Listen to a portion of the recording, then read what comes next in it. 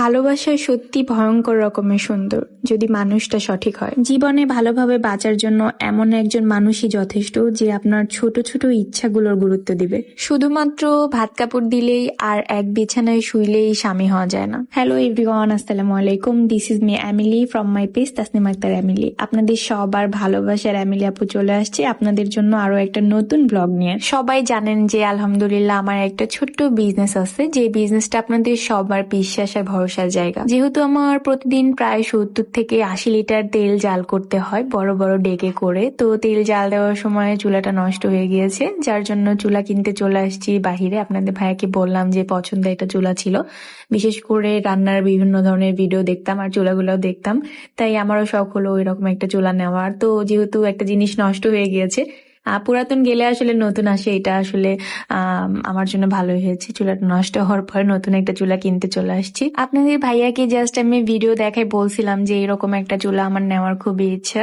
তাকে বলার সাথে সাথে সে আমাকে বাজারে নিয়ে আসে আর একটা শোরুমে নিয়ে আসে। এখানে বিভিন্ন ধরনের চুলা দেখতেছিলাম, বাট আমি যেই টাইপের নিতে চাচ্ছিলাম সেই টাইপের এখানে অ্যাভেলেবেল ছিল না। পরবর্তীতে আমরা অন্য একটা দোকানে গিয়েছিলাম। আমাদের মেয়েদের সংসারে তো অনেক ধরনের আসবাবপত্র থাকে, বাট সবকিছুর মধ্যে আমাদের যে জিনিসটার সাথে সব থেকে বেশি সময় পার করতে হয় সেটাই মনে হয় গ্যাসের চুলা। আসলে যাই হোক, এই দোকান থেকে যেহেতু চুলা নেওয়া হয় না, তো এইদিকে একটা সুরাক পছন্দ হয়ে গিয়েছিল আপনাদের ভাইয়ার। আমিও বললাম যে ঠিক আছে, সুন্দর ছিল।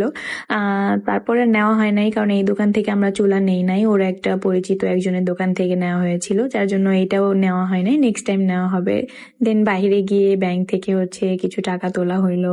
দেন আমরা পরবর্তী যেখান থেকে চুলা নিব সেখানের উদ্দেশ্যে যাই। নতুন চুলা কেনার আগে আপনাদের সাথে একটু শেয়ার করি, যারা চুল পড়ায় ভুগছেন, নিয়মিত চুল পড়তে পড়তে একদম মাথা টাক হয়ে যাচ্ছে, তাদের জন্য কিন্তু আমার এই ন্যাচারাল 100% ন্যাচারাল এই অর্গানিক হেয়ার অয়েল। চুল পড়া বন্ধ করতে কিন্তু আমাদের এই হেয়ার প্রোডাক্টটি যথেষ্ট, আর কোনো প্রোডাক্টের প্রয়োজন নেই। প্রতিদিন সকালে ঘুম থেকে উঠলেই কিন্তু অনেক অনেক রিভিউ আমাদের চোখে পড়ে যায়, তার মধ্যে আপুর একটা মিষ্টি রিভিউ আপনাদের পড়ে শোনাই। আপুটি লিখেছে, আপু ফিদা হয়ে গেছি, একদিনে প্রোডাক্ট ইউজ করে 5 দিন পাইছি হাতে, কালকে ইউজ করে একদিনেই 70% চুল পড়া বন্ধ হয়ে গিয়েছে। সত্যি আপু, আপনার হাতে জাদু আছে। যাই হোক, আর কিছু বলতে চাই না। আমার পেজটা একবার হলেও ভিজিট করে দেখবেন এন্ড প্রোডাক্টটা একবার হলেও ইউজ করে দেখবেন। পেজ কিন্তু আমি ওপরে মেনশন করে দিলাম। এই তো কথা বলতে বলতে ফাইনালি আরো একটা দোকানে চলে আসলাম, আমার হাজবেন্ডের পরিচিত একজনের দোকানে। তো ওখান থেকে আসলে চুলাটা নেওয়া হয়েছিল, আমার পছন্দের সেই চুলা, যার সাথে আমি দিনের বেশিরভাগ সময় কাটিয়ে থাকি।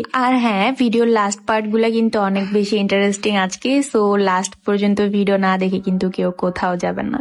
এদিকে দাঁড়ায় দাঁড়ায় চুলা সেট করে দেখতেছিলাম, আর আমার কিছু পিচ্চি ফ্যান এসে হাজির। ওরা অনেকক্ষণ, প্রায় 10 মিনিটের মতো দাঁড়ায় ছিল, আমার সামনে আসার মধ্যে সাহস পাচ্ছিল না। বাট এই পিচ্চিটাকে দেখে আমি বললাম চলে আসো। পরে তো আমার সাথে ছবি তুলে একটু কথা বলে দেন চলে গেল। আজকে আমার হেয়ার গুলো অনেক বেশি সিল্কি আর সফট হয়েছিল, কারণ আমি সকালবেলা আজকে হেয়ার প্যাক ইউজ করেছিলাম। আমার পেজ কিন্তু আমি উপরে মেনশন করে দিলাম, যারা সিল্কি সফট চুলের অধিকারী হতে চাচ্ছেন তারা একবার হলো আমার হেয়ার প্যাকটা ইউজ করবেন। এই তো আজকে বাসার জন্য এমন একটা জিনিস কিনে নিয়ে গেলাম, যে জিনিসটা আমার সব থেকে বেশি ইম্পর্টেন্ট অ্যান্ড দিনের বেশিরভাগ সময় আমি তার সাথেই কাটাবো।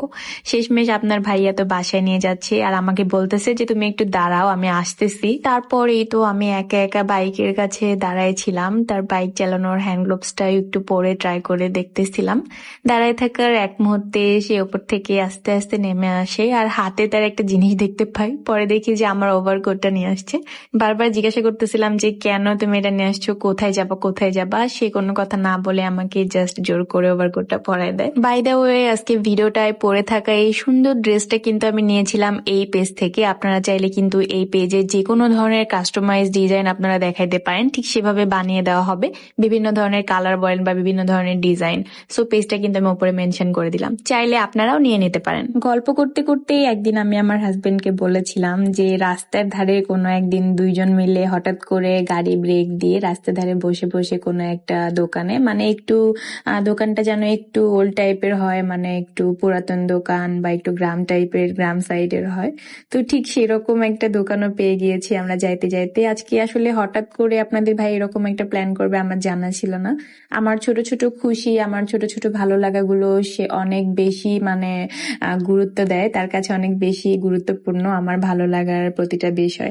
আলহামদুলিল্লাহ জীবনে এমন একজন মানুষ পেয়েছি, আসলে ভালো থাকার জন্য এমন একজন মানুষই যথেষ্ট। সত্যি এই মুহূর্তে আমি এত বেশি খুশি ছিলাম যেটা হয়তো বা কোটি টাকার বাড়ি গাড়ি বা সোনা গহনা এগুলা দিলেও হয়তো বা এতটা খুশি হতাম না। আলহামদুলিল্লাহ আলহামদুলিল্লাহ আলহামদুলিল্লাহ, আল্লাহ তাআলার কাছে লাখ লাখ শুক্রিয়া।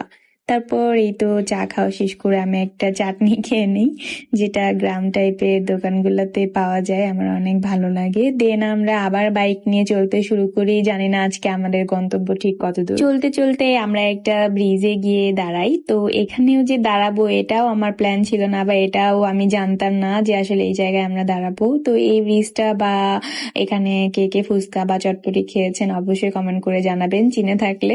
হাতগুলো এত পরিমাণ শীত ছিল, এত পরিমাণ ঠান্ডা ছিল, হাতগুলো আমার মানে চুলকাইতেছিল আসলে। তো দাঁড়ায় দাঁড়ায় আমার চটপটি মানে আপনাদের ভাইয়া চটপটি অর্ডার দিয়েছিল, তো সেটার জন্য দাঁড়ায় অপেক্ষা করতেছিলাম আর বলতেছিলাম আমার হাতগুলো অনেক চুলকায়, আর আপনাদের ভাইয়া বলতেছিল টাকা আসবে, তাইলে তোমার হাত চুলকাইতেছে যেহেতু টাকা আসবে।